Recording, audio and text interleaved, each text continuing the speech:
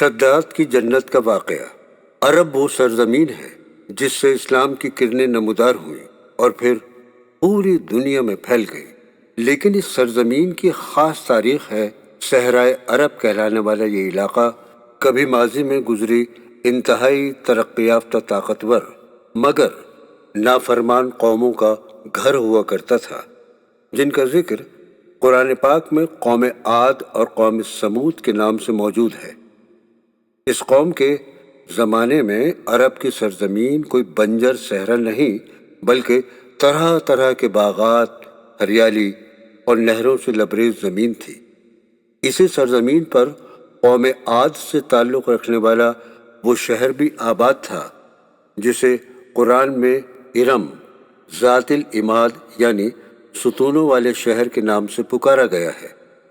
بعض روایات میں یہ وہی جنت تھی جسے شداد نام کے بادشاہ نے اپنے آرام اور سکون، عیش و عشرت کے لیے تعمیر کروائی تھی، لیکن غرور اور تکبر میں مبتلا یہ بادشاہ اپنی تعمیر کردہ جنت کی ایک جھلک بھی نہ دیکھ سکا اور اس کی روح قبض کر لی گئی۔ یہ شداد بادشاہ عاد بن اوس بن ارم بن سام بن نوح کی اولاد میں سے تھا، جو بڑی شان و شوکت کا بادشاہ تھا۔ اس نے اپنے دور میں آس پاس کے تمام بادشاہوں کو اپنے جھنڈے کے نیچے کھڑا کر دیا تھا، سب کو اپنا مطیع اور فرما بردار بنا لیا تھا، اور اس نے بہت بڑا شہر بنوایا جس کی دیواریں سونے چاندی کی تھیں اور ان پر ہیرے جواہرات لگے ہوئے تھے۔ ایک مرتبہ اللہ تبارک و تعالیٰ نے ملک الموت سے پوچھا، تمہیں کسی شخص کی روح قبض کرتے وقت رحم آیا ہے؟ ملک الموت نے عرض کیا، اللہ رب العزت، مجھے 2 اشخاص کی روح قبض کرتے وقت ان پر رحم آیا تھا۔ ایک مرتبہ سمندر میں ایک جہاز کچھ مسافر لے کر اپنی منزل کی طرف جا رہا تھا۔ ان مسافروں میں ایک خاتون حاملہ تھی جو کہ درد ذہ کی وجہ سے پریشان ہو رہی تھی اور بے چین تھی۔ تبھی اچانک سمندر میں اونچی اونچی لہریں اٹھنے لگیں، ہوا تیز چلنے لگی اور دیکھتے ہی دیکھتے ہوا طوفان میں تبدیل ہو گئی۔ سمندر کی لہریں جہاز سے ٹکرانے لگی اور جہاز ہچکولے لینے لگا۔ جہاز کی یہ حالت دیکھ کر لوگ گھبرا گئے اور اپنی زندگی کی دعائیں مانگنے لگے، لیکن اللہ تعالیٰ کو کچھ اور ہی منظور تھا۔ طوفان بڑھتا ہی جا رہا تھا، ادھر وہ خاتون درد ذہ کی وجہ سے چیخ رہی تھی۔ سمندر کی تیز لہروں نے جہاز کو توڑ کر ٹکڑے ٹکڑے کر دیا تھا۔ ادھر ایک تختے پر اس حاملہ خاتون سے ایک بچے کی ولادت ہوئی اور خاتون بے ہوش ہو گئی اور تختہ بہتا ہوا کنارے کی طرف چلا جا رہا تھا۔ تبھی اللہ تبارک و تعالیٰ کا حکم ہوا کہ اس خاتون کی روح قبض کر لو۔ تب مجھے اس بچے پر بہت ترس آیا کہ اب اس کا کیا ہوگا، یہ کس کے سہارے جیے گا؟ اور یہ بچہ بہتے ہوئے تختے پر لیٹا ہوا تھا اور رو رہا تھا، اور تختہ بہتا ہوا کنارے کی طرف چلا جا رہا تھا، اور کنارے پر کچھ گاؤں کے لوگ کھڑے ہوئے تھے۔ انہوں نے بڑھ کر بچے کو اٹھا لیا اور اس کی ماں کو اٹھا کر لے گئے جو کہ مر چکی تھی، اور اسے سپرد خاک کیا۔ ایک شخص اس بچے کو اپنے گھر لے گیا۔ اس کی بیوی بچے کو پا کر بہت ہی خوش ہوئی کیونکہ اس کے کوئی اولاد نہیں تھی۔ انہوں نے بہت ہی ہنسی خوشی بچے کی پرورش کی اور اس بچے کا نام شداد رکھا۔ جب یہ بچہ 7 برس کا ہوا تو اپنی عمر کے حساب سے بہت ہی چالاک اور ذہین تھا۔ ایک مرتبہ شداد بچوں کے ساتھ گھر سے باہر کھیل رہا تھا، تبھی اچانک شور ہوا کہ بادشاہ کی سواری آ رہی ہے۔ اعلان ہو رہا تھا، سب لوگ اپنے اپنے گھروں میں داخل ہو جائیں، سب لوگ اپنے اپنے گھروں میں چلے جائیں۔ لیکن شداد ایک ٹیلے کی آڑ میں چھپ کر بیٹھ گیا اور بادشاہ کی سواری دیکھنے لگا۔ بادشاہ کی سواری جا رہی تھی اور پیچھے پیچھے لشکر چل رہا تھا۔ کچھ دیر میں سب لوگ نکل گئے۔ تبھی کچھ دیر کے بعد بادشاہ کے کچھ سپاہی واپس آئے اور وہ کسی چیز کی تلاش میں تھے جو شاید ان سے گر گئی تھی۔ ایک کپڑے کی تھیلی سپاہی کو ملی۔ سپاہی نے تھیلی کو کھول کر دیکھا اس میں ایک سرمےدانی تھی۔ اس سپاہی نے اپنے ساتھی کو دکھایا کہ یہ سرمےدانی اس تھیلی سے نکلی ہے۔ ساتھی نے کہا، راہ میں پڑی ہوئی چیز اٹھاتے نہیں، کیا پتا اس سرمےدانی میں سرما کیسا ہو، ہمیں نقصان بھی پہنچا سکتا ہے۔ سپاہی نے کہا، پہلے ہم یہ سرما کسی کی آنکھ پر لگا کر دیکھیں گے۔ انہوں نے چاروں طرف نظر دوڑائی اور انہیں شداد نظر آیا۔ انہوں نے اسے بڑے پیار سے بلایا اور اس کی آنکھوں میں سرما لگا دیا۔ سرما لگتے ہی اس کی آنکھوں میں عجیب سی روشنی پیدا ہو گئی اور اسے زمین کے اندر کی چیزیں دکھنے لگیں۔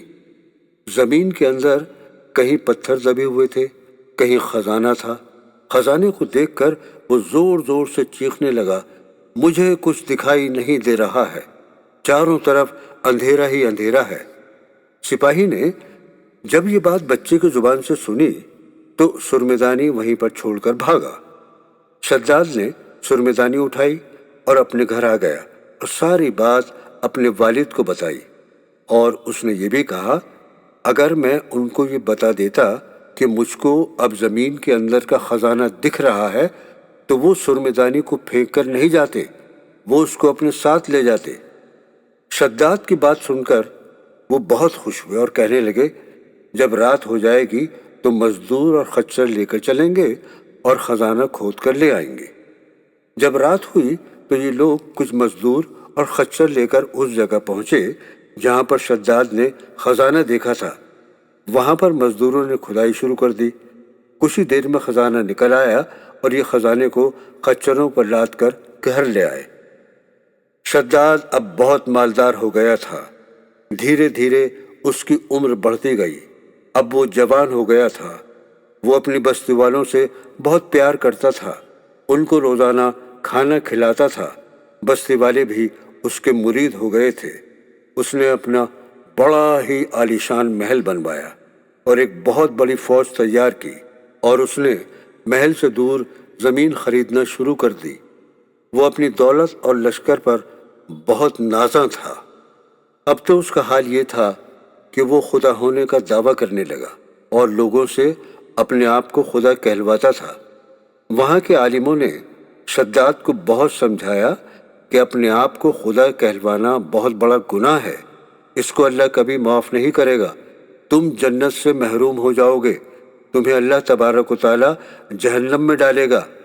عالموں کی بات سن کر شداد نے کہا، مجھے تمہارے خدا کی جنت نہیں چاہیے، میں اسی دنیا میں اپنی جنت بنواؤں گا جو خدا کی جنت سے کہیں بہتر ہوگی۔ اب شداد نے جنت کے لیے وہ جگہ تلاش کی جہاں پر پہاڑ بھی تھے، دریا بھی تھے، نہریں بھی تھیں اور چاروں طرف ہریالی ہی ہریالی تھی۔ اب وہاں پر جنت کے لیے نقشہ تیار کیا گیا اور جنت کے لیے بنیادیں کھودنا شروع ہو گئیں۔ جنت کی تعمیر میں ہزاروں مزدور کاریگر لگے ہوئے تھے۔ بنیاد میں بہت ہی اچھی قسم کا پتھر لگایا اور سونے چاندی کی اینٹیں لگائی گئیں۔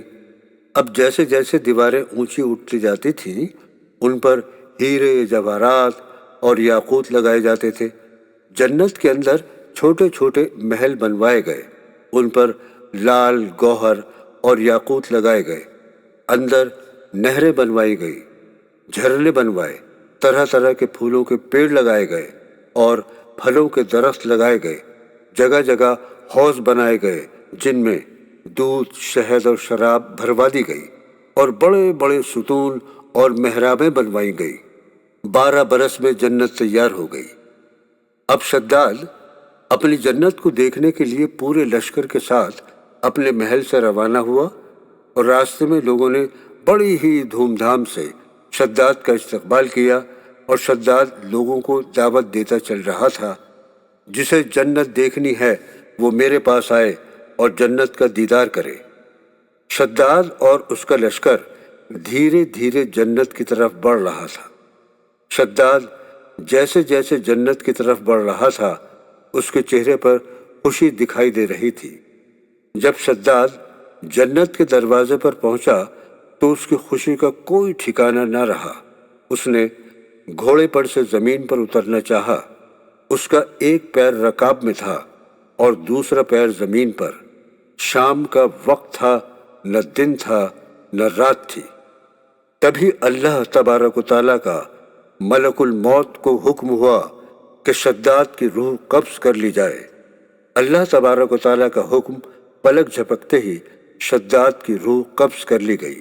روایت میں آیا ہے کہ اللہ تبارک و تعالیٰ نے اس شہر اور یہاں کے لوگوں کو زمیندوز کر دیا، جس کا اب کوئی نام لینے والا بھی نہیں ہے۔ اللہ تبارک و تعالیٰ سورہ اعراف میں فرماتا ہے، کتنی ہی بستیاں ہیں کہ ہم نے تباہ کر ڈالی، جن پر ہمارا عذاب یا تو رات کو آتا تھا جبکہ وہ سوتے تھے، یا دن میں دوپہر کے وقت جب وہ آرام کرتے تھے، تو جس وقت ان پر عذاب آتا تھا ان کے منہ سے یہی نکلتا تھا، ہائے ہم اپنے اوپر ظلم کرتے رہے۔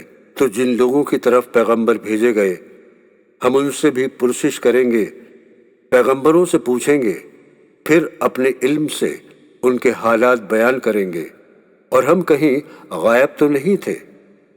اللہ تبارک و تعالیٰ سورہ فجر میں فرماتا ہے، کیا تم نے نہیں دیکھا کہ تمہارے پروردگار نے عاد کے ساتھ کیا کیا، جو ارم کہلاتے تھے، اتنے دراز قد کہ تمام ملک میں ایسے پیدا نہیں ہوئے تھے، اور سمود کے ساتھ کیا کیا، جو وادی قرا میں پتھر تراشتے اور گھر بناتے تھے، اور فرعون کے ساتھ کیا کیا، جو خیمے اور میخیں رکھتا تھا۔